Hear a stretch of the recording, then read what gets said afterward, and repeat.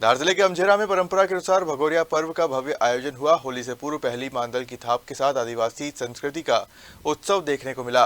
गंधवानी से विधायक और नेता प्रतिपक्ष उमंग सिंघार इस आयोजन में शामिल हुए और पारंपरिक वेशभूषा में आदिवासी नृत्य दलों के साथ जमकर मांदल बजाया और नृत्य किया। वर्षों से चली आ रही भगोरिया की परंपरा के तहत गंधवानी, सरदारपुर और मनावर अंचल से आए आदिवासी नृत्य दलों ने ढोल मांदल की थाप पर मनमोहक प्रस्तुतियां दी। युवक युवतियां रंग बिरंगी पोशाकों में थिरकते नजर आए। वहीं बुजुर्गों ने भी उत्सव में बढ़ चढ़कर भाग लिया।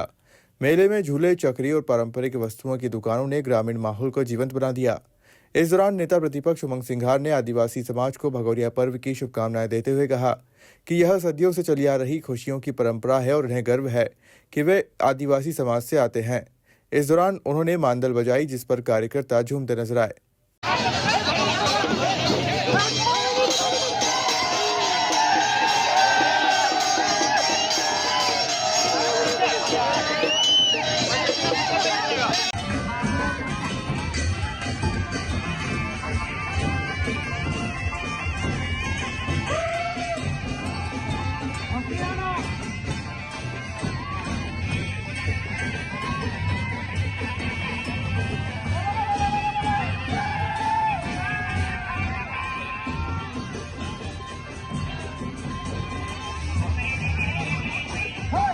मीडिया से चर्चा में उमंग सिंघार ने कहा कि बरसों से चली आ रही यह परंपरा खुशियों का त्योहार है।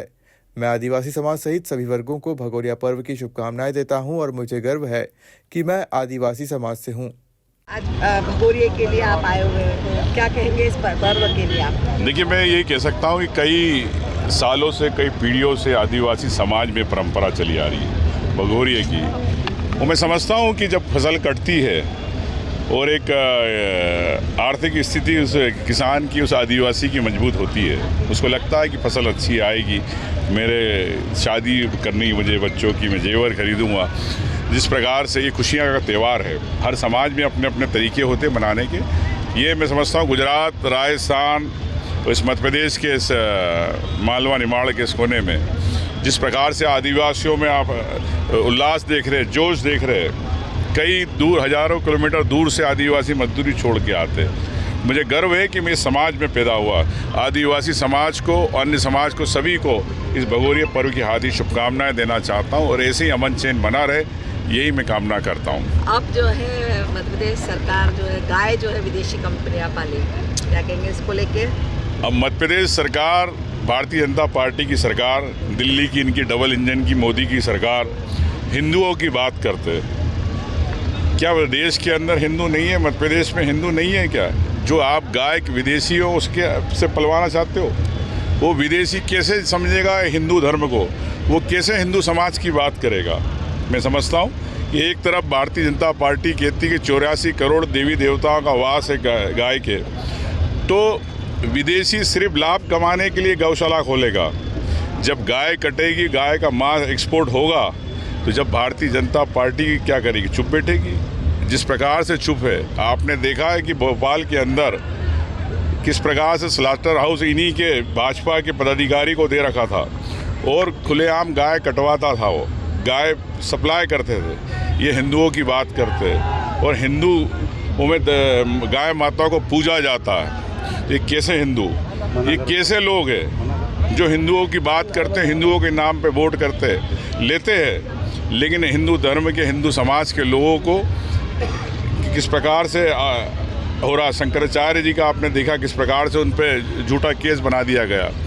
तो ये भारतीय जनता पार्टी से हिंदुओं के नाम पे वोट मांगना चाहती है। मैं समझता हूँ कि प्रदेश के अंदर 80% से ज़्यादा हिंदू है।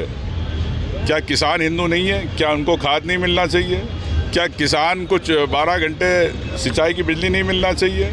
क्या युवा 22 लाख आपके पोर्टल पर रजिस्टर्ड है, तो उसमें से 80% से ज़्यादा हिंदू है। क्या उन हिंदुओं को नौकरियां नहीं मिलना चाहिए? क्या अतिथि शिक्षक 70,000 में ज़्यादा आपके हिंदू है 80% से, क्या उनको नौकरियां नहीं मिलना चाहिए?